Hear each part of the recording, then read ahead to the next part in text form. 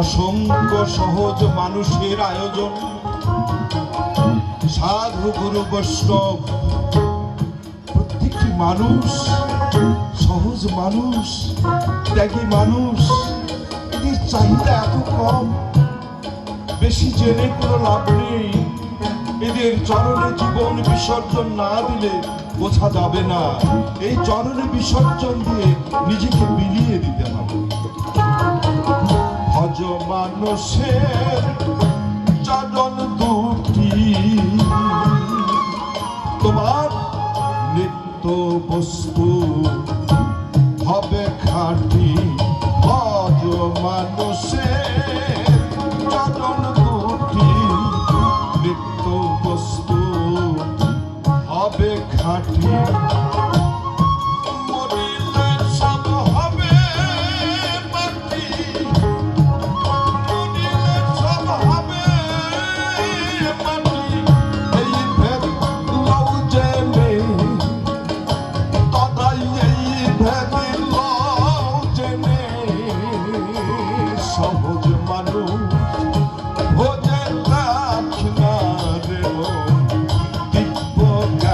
সহজ মানুষ ভোজে রাখনা রে মন দিব্য জ্ঞানে।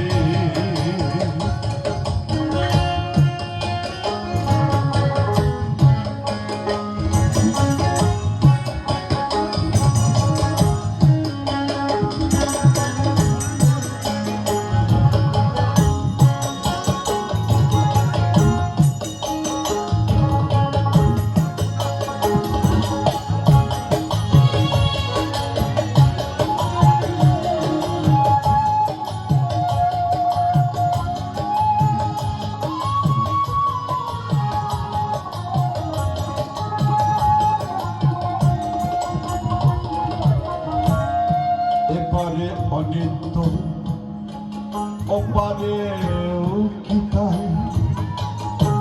আমরা জানি নশ্বর এই দেহ, অনিত্য দেহে এত বাসনা, কেবলই বাসনা কামনা। তাহলে এপারে অনিত্য ওপারেও কি তাই। তার মানে ওপারে বিচার যারা করবেন সে কি আল্লাহ না ভগবান না গড, সে কি আলাদা? এপারের আল্লাহ, ওপারেও আল্লাহ। ওই পারের আশাই এই পারের ইবাদত, যে মানুষ ভজার ইবাদত। যে দৃশ্যমান মানুষকে ভালোবাসতে জানে না, সে কখনো কোনো ঈশ্বরে পারেই হোক আর ওই পারেই হোক কোনো ঈশ্বরকেও ভালোবাসতে পারে। শুনি মলে পাবে বেহেশত খানা, তাও শুনে তো মন মানে না। শুনি মলে পাবে বেহেশত খানা, তাও শুনে তো মন মানে না।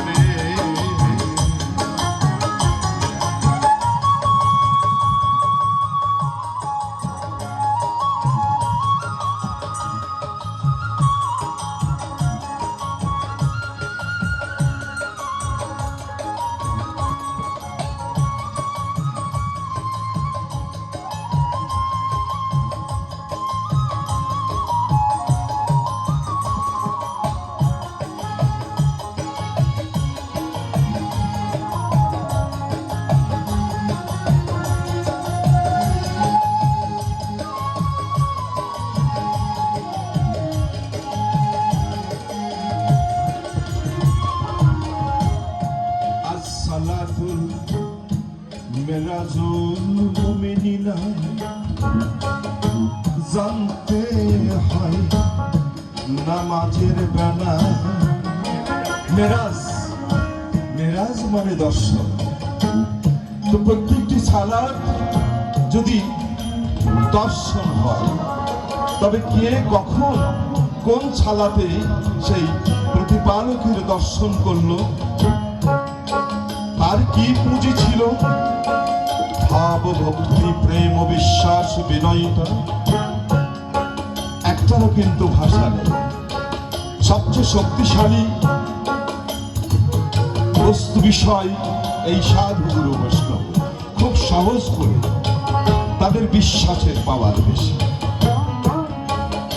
তাই সালাতুল মেরাজুল মুমিনিনা জানতে হয় নামাজে বেলা। সালাতুল মেরাজুল মুমিনিনা জানতে হয় নামাজের বেলা।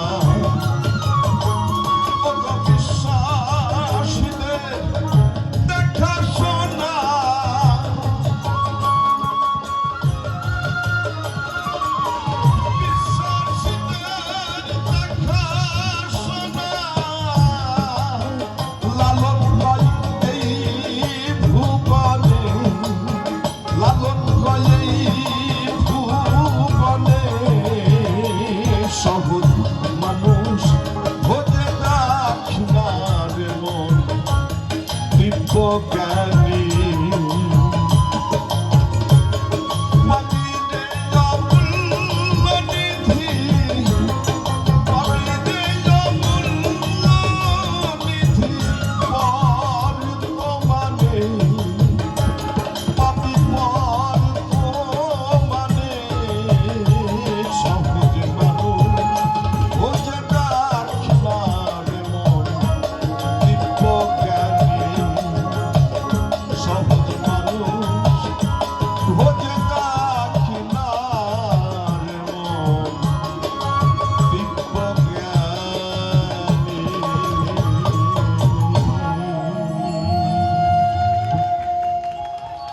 তো